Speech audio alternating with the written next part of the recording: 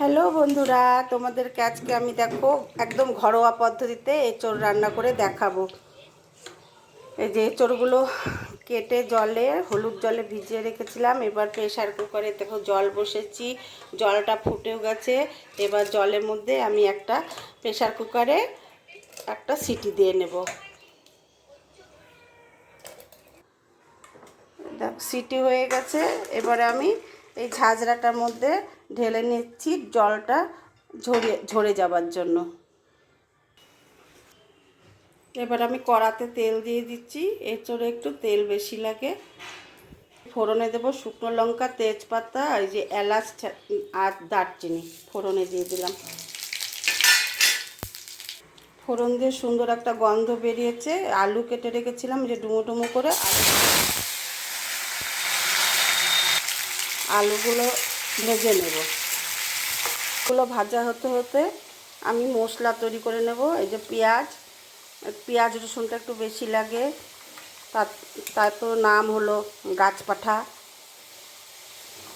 অনেকেই বলে গাছপাঠা খাবো আজকে, কারণ মাংসের মতো করে একদম রান্না করতে হয়।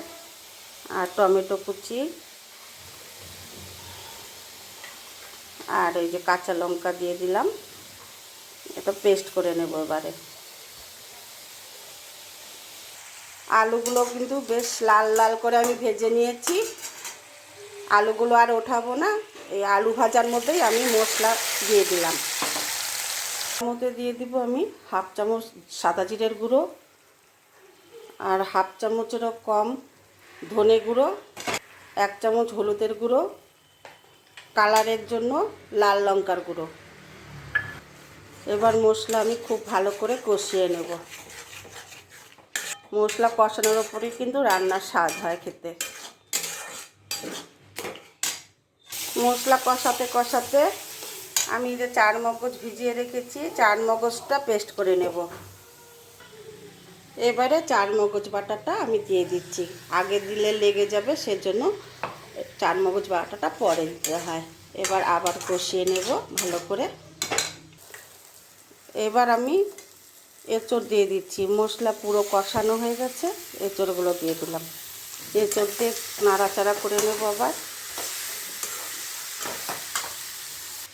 এবারে আমি স্বাদ মতন নুন দিয়ে দিলাম। আমি মিষ্টি দিচ্ছি না, তোমরা চাইলে কিন্তু মিষ্টিও দিতে পারো এর মধ্যে। আমি মিষ্টি বললাম, হয়তো ভাবে মিষ্টি, চিনি দিতে বললাম আর কি। ঠিক আছে বন্ধুরা, এবারে আমি দেখো এই যে গরম জল করে রেখেছিলাম, গরম জল দিয়ে দিচ্ছি। কাঁঠালের মানে এঁচোড়, আমরা তো কাঁঠাল বলি, যাই হোক। দেখো একদম কিন্তু সেদ্ধই হয়ে গেছে। একটা সিটি দিয়েছি না, ভালো মতন একদম সেদ্ধই হয়ে গেছে এঁচোড়। আর একটু সেদ্ধ হলে আমি নামিয়ে দেবো।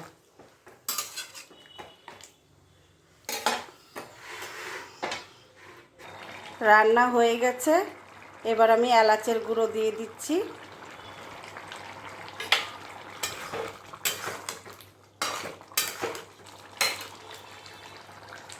এবার নামিয়ে দিচ্ছি।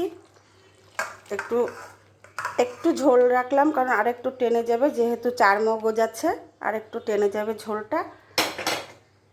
তোমাদের কেমন লাগলো আমাকে লাইক কমেন্ট করে জানাবে, আর ভালো লেগে থাকলে শেয়ার করে দিবে।